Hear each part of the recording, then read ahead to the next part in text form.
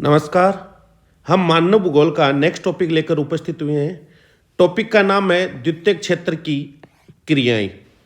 हमने पिछले लेसन में पढ़ा था प्राथमिक क्रियाएं, प्राथमिक आर्थिक क्रियाएं। देखो यहाँ पर हमारे को सबसे महत्वपूर्ण जानकारी ये होनी चाहिए कि आर्थिक क्रियाएं क्या होती हैं। तो आर्थिक क्रियाएं वो होती हैं वो मानव के द्वारा की जाने वाली क्रियाएं जिससे मानव को आय प्राप्त होती है। अब हमने इन आर्थिक क्रियाओं को 4 भागों में बांटा था, कई जगह 5 भागों में भी बांट देते हैं। अब 5 में और 4 में अंतर वो नेक्स्ट लेसन में आपको पता चल जाएगा।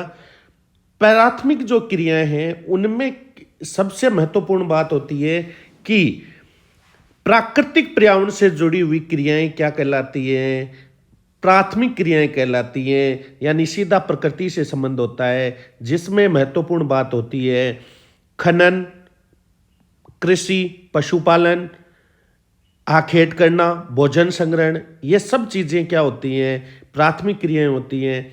अब हमारा लेसन है द्वितीयक क्रियाएं। लेसन का नाम क्या है, द्वितीयक क्रियाएं।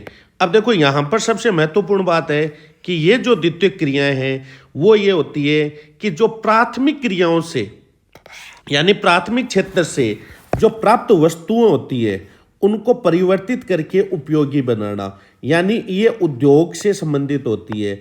उद्योग बोल देते हैं, इसी को हम बोल देते हैं, दूसरा शब्द आता है विनिर्माण, जो आगे आपके आएगा। देखो यहां पर सबसे महत्वपूर्ण बात यह है कि हमारे को जो प्राथमिक क्षेत्र से जो भी माल मिला, यानी जो कच्चा माल मिला, उस कच्चा माल को हम रूप बदल दिया उसका और उसको और उपयोगी बना दिया। इसमें एक चीज तो आती है कि ये रूप बदल गया इसका, दूसरा चीज इसमें ये आती है कि मूल्य भी बढ़ जाता है, मूल्यवान हो जाती है। तो उसको हम क्या कहते हैं, उसको हम द्वितीयक क्रियाओं में शामिल करते हैं। मान लीजिए एक किसान गेहूं उगाता है, उसे बेचता है और फिर उसे पीस कर आटा बनाया जाता है। यहां सबसे महत्वपूर्ण बात है कि उसे क्या पीस कर क्या किया जा रहा है, आटा बनाया जा रहा है। और पीसे हुए आटे से क्या बनाई जा रही है, ब्रेड बनाई जा रही है और उससे बाजार में बेचा जाता है। यानी गेहूं से क्या बन गई, यहां पर ब्रेड बन गई। यानी किसान द्वारा गेहूं उगाना प्राथमिक क्रिया है और गेहूं से आटा बनाना और आटे से ब्रेड बनाना दोनों द्वितीयक क्रियाएं हैं। यह महत्वपूर्ण बात है, आपको समझनी चाहिए। इससे द्वितीयक क्रिया इसलिए कहा जाता है कि किसानों द्वारा उगाई गई गेहूं की उपयोगिता में वृद्धि करके इसे ब्रेड में बदला जाता है। यह सबसे महत्वपूर्ण बात है। किस में बदला जा रहा है, ब्रेड में बदला जा रहा है, तो द्वितीयक क्रिया हो गई। ऐसे ही हम मान लो मोठ को ले लेते हैं। किसको, मोठ को। मोठ का हमने क्या किया, दाल बनाई और दाल से हमने क्या बना दिए, पापड़ बना दिए। तो पापड़ बना दिए तो ये क्या है, मोठ, दाल और पापड़। दाल और पापड़ दोनों चीजें क्या हो गई, दोनों चीजें हमारे लिए हो गई द्वितीयक क्रियाएं। क्या हो गई, द्वितीयक क्रियाएं हो गई। अब हमारे एक शब्द आता है विनिर्माण। क्या आता है, विनिर्माण। अब यहां सबसे महत्वपूर्ण बात है कि विनिर्माण में हम वी प्लस निर्माण, यानी किसी भी चीज का निर्माण करना यानी उत्पादन करना क्या कहला रहा है, विनिर्माण कहलाता है। द्वितीयक क्रियाओं में मुख्य रूप से विनिर्माण की क्रियाएं होती है।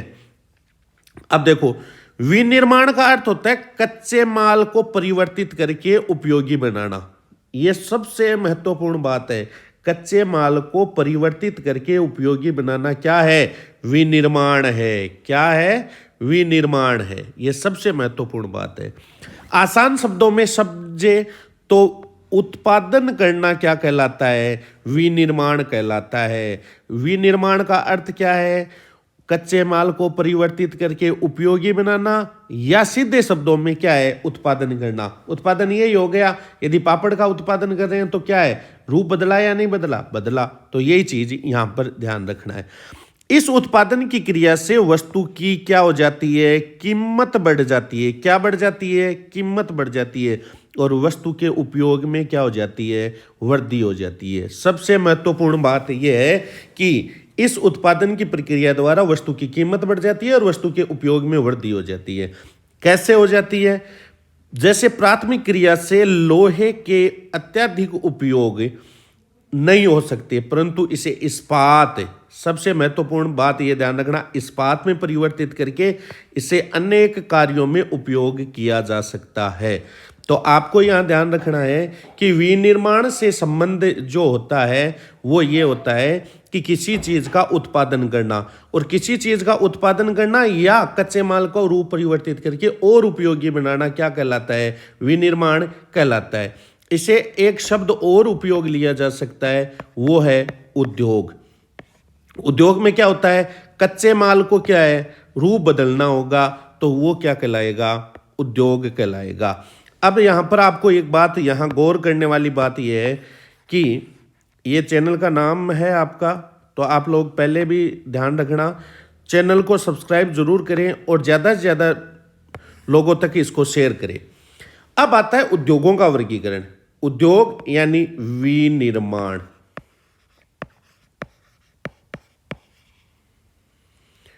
क्या है? विनिर्माण।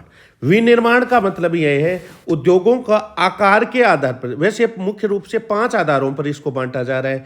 तो आकार के आधार पर इसको किस में बांटा जा रहा है? आकार के आधार पर इसको 3 भागों में बांटा गया है। कुटीर उद्योग, छोटे पैमाने के उद्योग और बड़े पैमाने के उद्योग। इसको हम अन्य रूप में ऐसे समझ सकते हैं कि कुटीर उद्योग को हम घरेलू उद्योग, किसमें बोल सकते हैं? घरेलू उद्योग। और जो आपका छोटे पैमाने के उद्योग हैं उनको हम लघु उद्योग बोल सकते हैं, और बड़े पैमाने के जो उद्योग हैं उन्हें हम वृहद उद्योग बोल सकते हैं। इसी को कच्चे माल के आधार पर हम माने तो कृषि आधारित उद्योग, खनिज आधारित उद्योग, खनिजों को 2 भागों में बांट दिया, धात्विक खनिज, अधात्विक खनिज। इसके अलावा हम जब नेक्स्ट बात करते हैं रासायन आधारित, पशु आधारित, वन आधारित, तो ये क्या हो गया? हमारा जो कच्चा माल मिल रहा है उसके आधार पर। उत्पाद के आधार पर, उत्पाद का आधार क्या हो गया? आधारभूत उद्योग और उपभोक्ता वस्तु उद्योग। स्वामित्व के आधार पर सार्वजनिक उद्योग, निजी उद्योग और संयुक्त क्षेत्र के उद्योग। सार्वजनिक का मतलब क्या हो गया? सरकारी, और निजी का मतलब हो गया व्यक्तिगत, किसी व्यक्ति विशेष का उस पर अधिकार होना। और संयुक्त क्षेत्र का मतलब क्या हो गया? संयुक्त क्षेत्र से मतलब ये हो गया कि निजी और सरकार दोनों की उसमें क्या होती है? भागीदारी होती है। उत्पादन की प्रक्रिया के आधार पर परंपरागत और उच्च प्रौद्योगिकी उद्योग। हम प्रत्येक को अब क्रम से पढ़ेंगे। आकार के आधार पर उद्योगों को मुख्य रूप से 3 भागों में बांटा गया है। किस आधार पर बांटा गया है ये हमारे को ध्यान रखना है, आकार के आधार पर।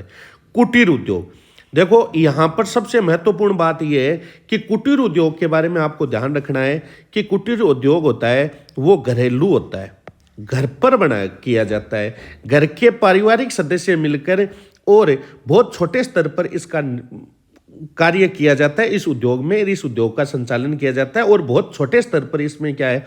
उत्पादन किया जाता है।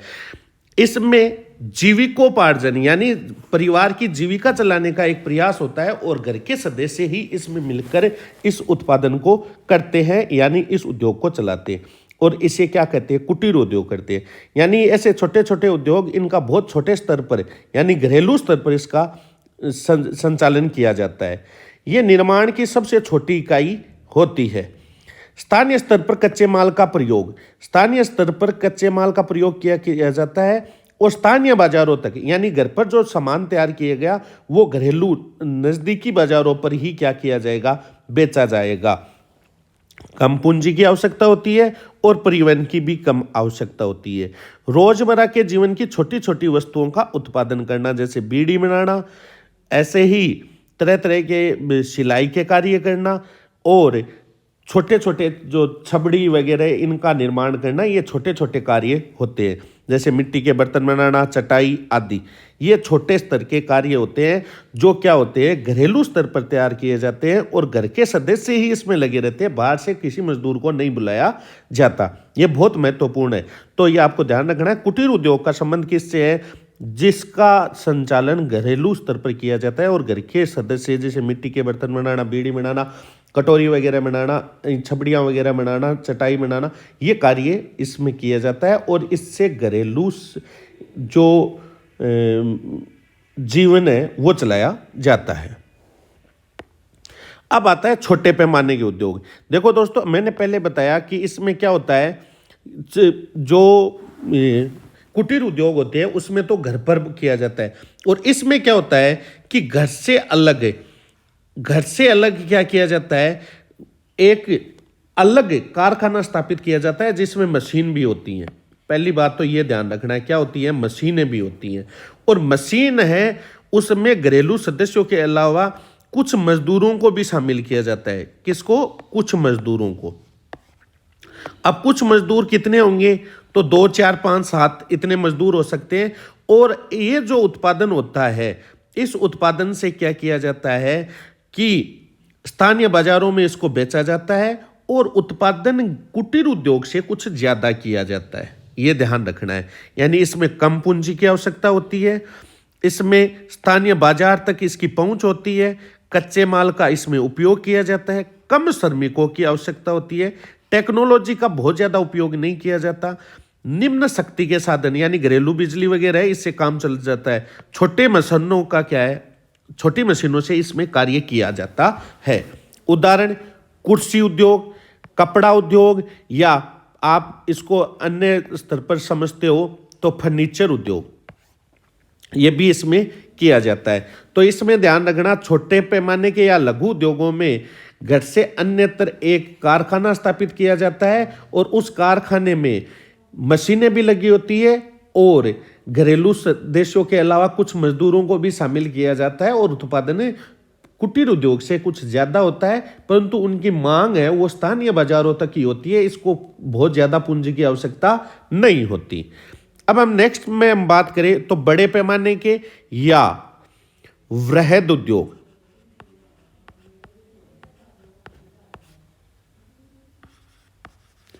अब जो वृहद उद्योग है, इसमें आपको ध्यान रखना है कि ये जो उद्योग होता है, इसमें सबसे महत्वपूर्ण बात तो एक ये होती है कि बहुत बड़ा पूंजी निवेश होता है।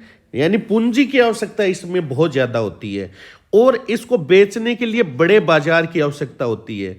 कच्चे माल का विभिन्न जगहों से आयात किया जाता है, अत्यधिक कुशल श्रमिकों की आवश्यकता होती है, उच्च प्रौद्योगिकी की आवश्यकता होती है, अत्यधिक शक्ति के साधनों की जरूरत होती है, बड़ी मशीनों की जरूरत होती है। अब देखो, इसको इस तरीके से समझना है कि बहुत बड़ा कोई कारखाना है, जैसे कार निर्माण का यानी मोटर गाड़ी निर्माण का कोई कारखाना है, तो सबसे पहले तो ये बात ध्यान रखनी है कि इसमें बहुत वृहद स्तर का पूंजी निवेश होता है, यानी रुपयों की आवश्यकता ज्यादा होती है।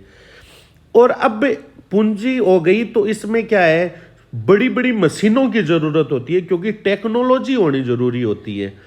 और जो श्रमिक होते हैं वो कुशल होने जरूरी होते हैं, जिनके पास स्किल होती है वो जरूरी होते हैं। इसके अलावा कच्चा माल है वो अलग अलग जगहों से मंगाया जाता है, लोहा कहीं और से आ रहा है, कोई सामान कहाँ से आ रहा है, तो अलग अलग जगहों से आयात किया जाता है। और इसके अंदर जो शक्ति है यानी पावर है यानी ऊर्जा है, उसके स्रोत भी बहुत बड़े चाहिए, जैसे जल विद्युत वगैरह, इनसे बहुत ज़्यादा विद्युत की आवश्यकता होती है। तो ये बहुत बड़े स्तर पर निर्माण कार्य किया जाता है। अब इसमें यह ध्यान रखिए कि इसमें एक श्रमिक एक ही तरीके का कार्य करेगा। क्यों करेगा? क्योंकि यहाँ पर श्रमिकों की कुशलता होनी जरूरी है, और हर चीज है उसको एक स्टेप से गुजरना होता है, और एक श्रमिक एक अपनी स्टेज का कार्य करने में इतना कुशल होता है कि बहुत जल्दी और अच्छे तरीके से वो कार्य करेगा। तो ये होते हैं वृहद उद्योग। अब आता है कच्चे माल के आधार पर उद्योगों का वर्गीकरण। ये सबसे महत्वपूर्ण बात है। देखो, जिस उद्योग को जहां से कच्चा माल मिल रहा है वो उसी पर आधारित है, जैसे कृषि आधारित उद्योग। ये सबसे महत्वपूर्ण बात ध्यान रखना, इस एक से ही आपको ये चीज समझ में आ जाएगी। वह उद्योग जो कृषि द्वारा उत्पादित कच्चे माल पर निर्भर होते हैं। अब देखो, कृषि से जो कच्चा माल मिल रहा है वो क्या है? कृषि आधारित उद्योग है, जैसे चीनी उद्योग या शक्कर उद्योग। ये महत्वपूर्ण बात ध्यान रखनी है। आचार उद्योग, मसाले, तेल, इसके अलावा आप कोई भी चीज है जो कृषि से मिल रही है तो वो क्या है, कृषि आधारित उद्योग हो गए। इसके बाद में आ गया रसायन आधारित, यानी रासायनिक खनिजों का उपयोग इसमें किया जाता है, तो वो रसायन आधारित उद्योग हो गए। जैसे पेट्रो रसायन, प्लास्टिक उद्योग, ये रसायन आधारित उद्योग हो गए। इसके अलावा वनों से यदि कोई कच्चा माल मिल रहा है, जैसे फर्नीचर उद्योग, कागज उद्योग, तो इनको किन से मिल रहा है, वनों से मिल रहा है, तो ये वन आधारित उद्योग हो गए। पशु आधारित उद्योग में क्या हो गया, पशुओं से संबंधित, जैसे चमड़ा उद्योग, ऊनी वस्त्र उद्योग। इसके अलावा आप बोल सकते हो डेयरी उद्योग। क्या बोल सकते हो, डेयरी उद्योग। तो ये क्या हो गए आपके उद्योग, पशु आधारित उद्योग हो गए। इसके अलावा खनिज आधारित उद्योग, जिसमें कच्चा माल किससे मिल रहा है, खनिजों से मिल रहा है, तो वो क्या है, मुख्य रूप से दो प्रकार के माने गए हैं। कौन कौन से, धात्विक खनिज और अधात्विक खनिज। जैसे सीमेंट वगैरह ये है, ये अधात्विक खनिजों में आते हैं। लोहा, एल्यूमिनियम, तांबा है, ये किससे आ रहा है, धात्विक खनिजों से प्राप्त हो रहा है। तो आपको यहां ध्यान रखना है कि खनिज जो है, उद्योग हैं, वो अलग अलग प्रकारों पर आधारित होते हैं। उनमें खनिज आधारित उद्योगों को हमने दो भागों में बांट दिया, धात्विक खनिज और अधात्विक खनिज। इससे पहले वाले में हमने क्या पढ़ लिया, वन आधारित उद्योग, पशु आधारित उद्योग। इससे पहले वाले में हमने पढ़ लिया कच्चे माल के आधार पर कृषि आधारित है और रसायन आधारित है। इससे पहले आकार के आधार पर हमने तीन भागों में बांट दिया। क्या बांट दिया, कुटीर उद्योग, छोटे पैमाने के या लघु उद्योग, और इसके बाद में आता है वृहद उद्योग। और इसके बाद में हम अब चलते हैं स्वामित्व के आधार पर उद्योग। तो यहाँ महत्वपूर्ण बात ध्यान रखना, सब स्वामित्व के आधार पर, यानी जिनका उस पर आधिपत्य होगा, तो वो उद्योग क्या कहलाते हैं, किस तरीके से कहलाते हैं, वो ध्यान रखना। सार्वजनिक उद्योग का मतलब है ये सरकारी प्रक्रम होते हैं, यानी सरकार के अधीन होते हैं। ये सबसे महत्वपूर्ण बात है, यानी सरकारी कंपनियों को ये सार्वजनिक उद्योग कहा जाता है। मुख्यतः सरकार का स्वामित्व होता है और सरकार द्वारा ही इनको क्या है, चलाया जाता है, बहुत आसान शब्दों में। दूसरा आता है निजी उद्योग, जिस पे किसी एक व्यक्ति या अनेक व्यक्तियों का स्वामित्व होता है। यानी सबसे पहले बात ये ध्यान रखना, व्यक्तियों का क्या होता है, स्वामित्व होता है। ये कंपनियां प्राइवेट होती हैं, यानी निजी उद्योग ही होती है। इन पर एक व्यक्ति या अनेक व्यक्तियों का स्वामित्व होता है, यानी पार्टनरशिप ज्यादा है तो उनका क्या है, स्वामित्व ज्यादा लोगों पर होगा। संयुक्त क्षेत्र, इसमें क्या होता है, कंपनी का कुछ हिस्सा सरकार के पास होता है और कुछ हिस्सा निजी हाथों में होता है। सबसे महत्वपूर्ण, यानी व्यक्ति प्लस सरकार दोनों होते हैं, उसे बोलते हैं संयुक्त क्षेत्र। इसके बाद में अगला आता है, वो आता है उत्पादन की प्रक्रिया के आधार पर। यह सबसे महत्वपूर्ण है, यानी परंपरागत उद्योग वो हैं जो पुराने तरीके से ही वर्तमान में, यानी पुराने तरीकों से ही उत्पादन कर रहे हैं, पुरानी विधियों का ही उपयोग किया जा रहा है, यानी वर्तमान समय में भी पुराने तरीकों से उत्पादन कर रहे हैं, परंपरागत उद्योग कहलाते हैं। इसमें रोजगार का अनुपात उच्च होता है, क्योंकि मशीनें हैं वो कई व्यक्तियों का काम कर लेते हैं, और इसमें यदि टेक्नोलॉजी का अभाव है तो ये पुराने तरीके से, तो व्यक्तियों को रोजगार ज्यादा मिलता है। आसपास का वातावरण अस्वच्छ होता है, क्योंकि गंदगी फैल जाएगी, क्योंकि प्रदूषण होगा, वहां पे प्रदूषण अत्यधिक होता है। साफ सफाई पर विशेष ध्यान नहीं रखा जाता और श्रमिकों की चुनौतीपूर्ण परिस्थितियों में काम करना पड़ता है। अब जो नेक्स्ट है, इसमें हम यदि देखेंगे तो उच्च प्रौद्योगिकी उद्योग, जिसमें क्या है, जो नए उद्योग वर्तमान में जितने भी हैं, कौन से नए प्रकार के उद्योग, वो सभी इसमें शामिल हैं। इसमें टेक्नोलॉजी यानी मशीनों का सबसे ज़्यादा उपयोग किया जाता है। इन उद्योग में यंत्र मानव का भी उपयोग किया जाता है, यानी रोबोट वगैरह इनका उपयोग किया जाता है।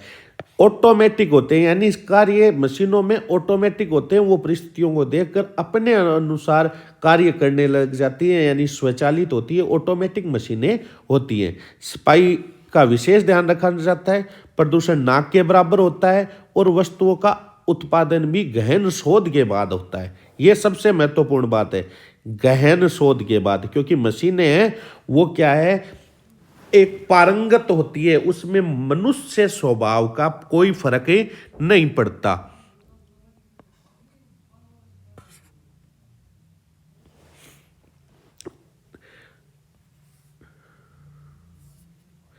नेक्स्ट स्लाइड में हम बात करेंगे उद्योगों को प्रभावित करने वाले कारक।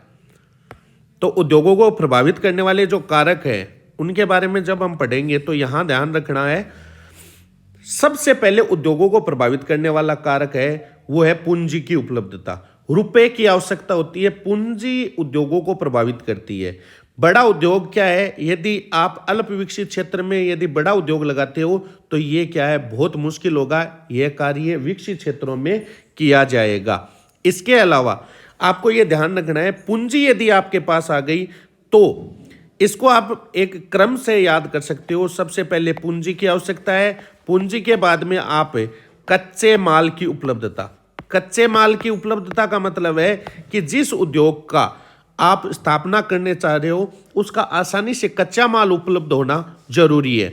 और कच्चे माल यदि आपके पास हो गया, पूंजी आ गई, तो क्या है, आपको श्रम की उपलब्धता होनी जरूरी है। श्रमिकों की आवश्यकता आपको जरूर पड़ेगी। तो श्रम है यानी सस्ता और कुशल श्रम आपको उपलब्ध होना चाहिए। इसके बाद में यदि जो उत्पादित जो वस्तुएं हैं उनकी बाजार तक पहुंच होनी चाहिए, यानी उत्पादन करने के बाद प्रत्येक उद्योग अपना सामान बाजार में बेचना चाहता है और किसी भी उद्योग की बाजार तक पहुंच अत्यधिक जरूरी है, यानी ग्राहकों तक वो सामान पहुंचना जरूरी है। अब देखो, इसमें अगली बात आती है श्रम की उपलब्धता, यानी उत्पादन प्रक्रिया में श्रम का बहुत ज्यादा महत्वपूर्ण होता है और उद्योग श्रम पर निर्भर होता है। सस्ता उचित मात्रा में मिलने वाला श्रम उद्योगों को लिए क्या होता है, विकास में मदद करता है। और यदि महंगा श्रम है और कुशल श्रमिक नहीं है तो वो क्या है, विकास में बाधा है। शक्ति के साधन यानी मशीनों को चलाने के लिए शक्ति के साधनों की आवश्यकता होती है। उद्योगों में बड़े स्तर पर उत्पादन किया जाता है, बड़ी बड़ी मशीनों का उपयोग किया जाता है, इसलिए शक्ति संसाधन, बिजली और संचार अत्यधिक जरूरी है। शक्ति के संसाधनों की उपलब्धता के आधार पर उद्योगों का विकास होता है और शक्ति के संसाधन ना होने पर उद्योगों में क्या आ जाती है, कमी आ जाती है। इसमें आ जाती है कच्चे माल की उपलब्धता, ये मैंने बता ही दिया। सरकारी नीति, सरकार की नीतियां यदि उद्योगों को प्रोत्साहित करने वाली होती है तो उद्योगों के विकास में बहुत ज़्यादा मदद मिलती है, यानी सरकार की सकारात्मक नीतियां होनी जरूरी है। ये बात आपको ध्यान रखनी है। अब देखो, बड़े उद्योग जो हैं, क्या बड़े जो उद्योग हैं उनकी क्या विशेषताएं हैं, तो देखो, कौशल विशिष्टीकरण। कौशल विशिष्टीकरण का मतलब है स्किल में स्पेशलाइजेशन होना चाहिए। देखो, एक व्यक्ति किसी एक कार्य में कुशल हो जाना क्या कहलाता है, कौशल विशिष्टीकरण कहलाता है। बड़े उद्योगों में कार्य का विभाजन किया जाता है और जिस व्यक्ति से एक व्यक्ति अपने कार्य में निपुण हो जाता है वह समान अन्य लोगों से ज्यादा उत्पादन कर पाता है। इस कारणवश उत्पादन की प्रक्रिया में क्या आती है, तेजी आती है। यानी एक व्यक्ति को एक ही कार्य करवाया जाता है, इस कारण वो उसमें क्या हो जाता है, पारंगत हो जाता है। यंत्रीकरण, बड़े उद्योगों में देखो मशीन है ना, उनका प्रयोग सबसे ज्यादा होता है और बड़े उद्योगों में बड़े स्तर पर क्या है, मशीनों का प्रयोग किया जाता है, जिससे उत्पादन की लागत में कमी आती जाती है, क्योंकि मशीनें एक बार खरीदनी होती है, उसके बाद में बार बार उससे अत्यधिक उपयोग करके और अत्यधिक उत्पादन किया जाता है। उच्च प्रौद्योगिकी का प्रयोग, हाई टेक्नोलॉजी का प्रयोग करोगे तो उसमें क्या है, उत्पादक की गुणवत्ता में क्या है, वृद्धि होगी। कुशल श्रमिक, ये मैंने पहले कहा है, जो स्पेशलाइजेशन रखता है वो क्या कहलाता है, कुशल श्रमिक कहलाता है। प्रक्रिया को, उत्पादन की प्रक्रिया को पूरा किया जाता है जिससे उत्पादन की मात्रा और गुणवत्ता दोनों में क्या हो जाती है, वृद्धि हो जाती है। अत्यधिक पूंजी, बड़े उद्योगों में अधिक पूंजी की आवश्यकता होती है जो सरकार द्वारा क्या है, प्रोत्साहित किया जाए। सरकार द्वारा अलग अलग सब्सिडी वगैरह देकर इसको पूरा किया जा सकता है। औद्योगिक प्रदेश, औद्योगिक प्रदेश उन क्षेत्रों को कहा जाता है जहां भारी उद्योगों का क्या है, विकास होता है। लोहा उद्योग, भारी इंजीनियरिंग और रासायनिक जैसी उद्योगों पर को भारी उद्योग कहा जाता है। देखो, भारी उद्योग का शब्द आता है ना, वहां ध्यान रखना, इंजीनियरिंग और रसायन निर्माण होता है, उसको कहते हैं। भारी उद्योगों को धुएं की चिमनी वाला उद्योग भी कहा जाता है। क्यों कहा जाता है, क्योंकि इससे बहुत ज्यादा प्रदूषण फैलता है। यह उद्योग मुख्य रूप से उन क्षेत्रों के आसपास विकसित होता है जहां कच्चे माल की आसानी से उपलब्धता होती है। कोयले की खदानों के आसपास लोहा उद्योग विकास होता है, क्योंकि लोहा पिघलाने के लिए कोयले की आवश्यकता होती है। तो औद्योगिक प्रदेश क्या है, आपको ध्यान रखना है, वो प्रदेश जहाँ पर क्या है, भारी उद्योगों का स्थापना की जाती है, और भारी उद्योगों की स्थापना कच्चे माल के स्रोत के नज़दीक की जाती है, और इस कारण वहाँ पर क्या है, उत्पादन बहुत बड़े वृहद स्तर पर होता है। औद्योगिक प्रदेश की विशेषता क्या है, उच्चा रोजगार, क्योंकि भारी उद्योग है, भारी उद्योग यानी बहुत बड़ा औद्योगिक क्षेत्र है, तो उसमें क्या है, रोजगार भी मिलेगा। निम्न जीवन स्तर, जीवन स्तर निम्न होता है, कारण क्या रहता है, क्योंकि वहां पर क्या होता है, लोग बहुत ज्यादा होंगे और रहने की निम्न दशाएं होंगी, इस कारण वहां पर क्या होता है, जनसंख्या घनत्व भी अधिक होता है, इस कारण जीवन स्तर निम्न होता है। अपर्याप्त सेवाएं होती हैं, और प्रदूषण इंडस्ट्रियल एरिया होने के कारण सबसे ज्यादा होता है। इन उद्योगों के पास जीवन स्तर काफी निम्न होता है, क्योंकि मुख्य रूप से श्रमिक रहते हैं और उद्योग होते हैं, इस वजह से सेवाओं का विशेष ध्यान नहीं दिया जाता। अगला आता है लोहा इस्पात उद्योग। लोहा इस्पात उद्योग को क्या कहा जाता है, आधारभूत उद्योग कहा जाता है, क्योंकि सभी उद्योगों का क्या है, ये आधार होता है, क्योंकि जितनी भी मशीनें बनती है, यानी अन्य उद्योगों में मशीनें, उपयोग होने वाली मशीनें और लोहा औजार लोहा इस्पात से ही बनाए जाते हैं, इसलिए अन्य उद्योगों का आधार माना जाता है। इन उद्योगों की स्थापना कच्चे माल के स्रोत के समीप ही की जाती है, क्योंकि लोहे का परिवहन बहुत ज्यादा महंगा होता है।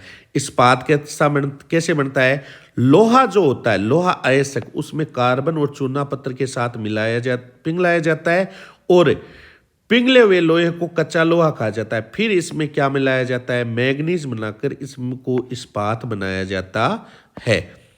सूती कपड़ा उद्योग, सूती कपड़ा उद्योग मुख्य रूप से हथकरघा और बिजली करघे का उपयोग किया जाता है। करघों से इसमें क्या है, कम पूंजी की आवश्यकता पड़ती है, और अन्य यह उद्योग अनेक श्रमिकों को रोजगार देता है। इसमें सूत की कताई बुनाई का कार्य किया जाता है। कृत्रिम रेशे की प्रतिस्पर्धा के कारण सूती वस्त्र उद्योग क्या है, समस्याओं का सामना करना पड़ रहा है। देखो पहले क्या होता था, पहले ज्यादातर क्या होता था कि सूती जो कपास वगैरह जो होती थी उसी पर निर्भर होता था, परंतु आजकल लेब द्वारा आर्टिफिशियल यानी कृत्रिम रेशे तैयार कर लिए गए हैं, जिसके कारण वो सस्ते पड़ते हैं। इस कारण सूती वस्त्र उद्योग को क्या है, कई तरीके की समस्याओं का सामना करना पड़ रहा है। तो मैंने आज एक नए तरीके का इंस्ट्रूमेंट या आपके लिए ये मान लूँ कि प्रक्रम यूज लिया है। उम्मीद करता हूँ कि आप लोगों को ये वीडियो पसंद आया है, और वीडियो को ज़्यादा से ज़्यादा लाइक और शेयर कीजिए, जिससे आने वाले समय में आपको और बेहतरीन वीडियो मिल सके। धन्यवाद।